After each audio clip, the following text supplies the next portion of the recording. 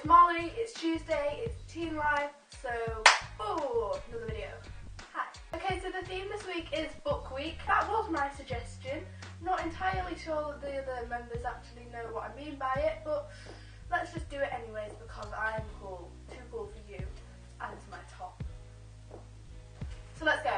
I'm going to be recommending some books that I read to you because I think you should read them, and basically just talk about them to you because I am really, really cool and I'm saying far too much. Let's start with the inevitable. Harry Potter. Harry Potter and the Philosopher's Stone, the Chamber of Secrets, Prisoner of Azkaban, the Goblet of Fire, the Order of the Phoenix, Half-Blood Prince, and the Deathly Hallows.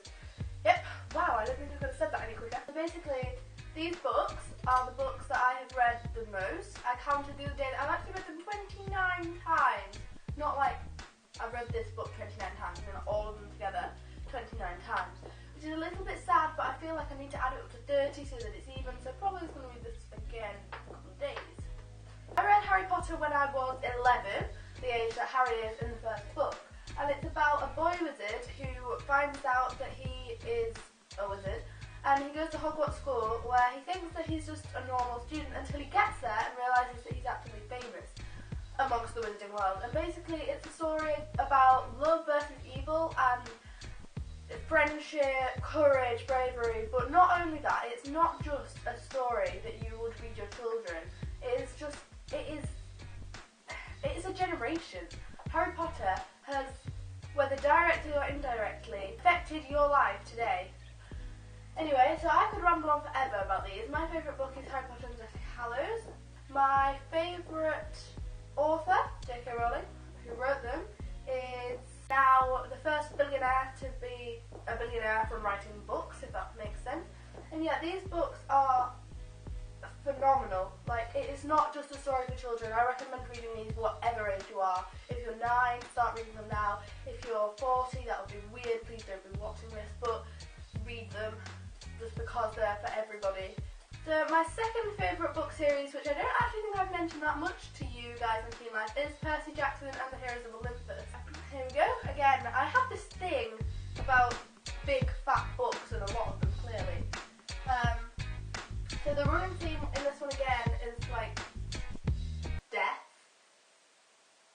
God, don't I sound cheery. It starts out when Percy is a teenager and he finds out that he is not a regular human, he is the son of a god, so making him a demigod. And basically the first 5 stories are about his adventures with his 2 best friends, Annabeth and Grover. In the Heroes of Olympus, they've all grown up a bit and the theme is a bit more like serious. It's going to end and we know it. Yeah, I would recommend reading these, especially the first series to younger readers out there, like if you're 11-ish watching this. Again, weird. So my last book that I'm going to be recommending to you today is Looking for Alaska by John Green. And I would also recommend The Fault in Our Stars, but I'm going to leave that one up to Jenny on Sunday.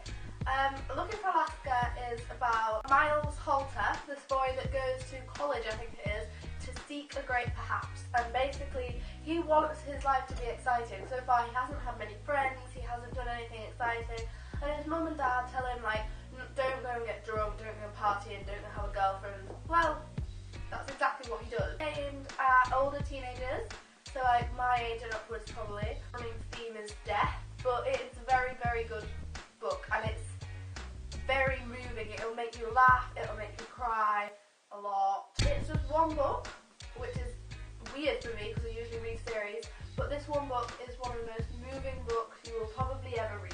So yeah, I recommend reading any of these, and if you've already read them, let me know what you think in the down bar below, because seriously, I could talk for hours about any of these books and more with you. Yeah, so as you can see, I'm a really sad Potter nerd, and a really sad Percy Jackson nerd, and so many other things. Sherlock, Hunger Games, John Green, Looking for Alaska, The Fault in Our Stars. Pretty much everything, basically. I will just be a nerd over if I like it. Thank you for watching this week's video. Sorry it's been kind of long, I can ramble on for